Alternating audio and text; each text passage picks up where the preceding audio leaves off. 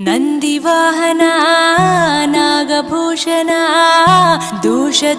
ನಾಶ ವಿನಾಶನ ಸೃಷ್ಟಿಕಾರಣ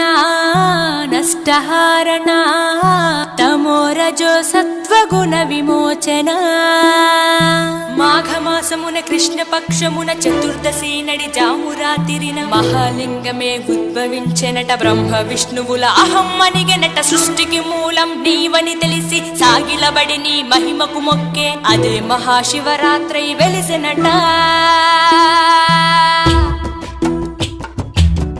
అరే ఓ జంగమా విభూది లింగమా పక్కన పార్వతమ్మ తలపై గంగ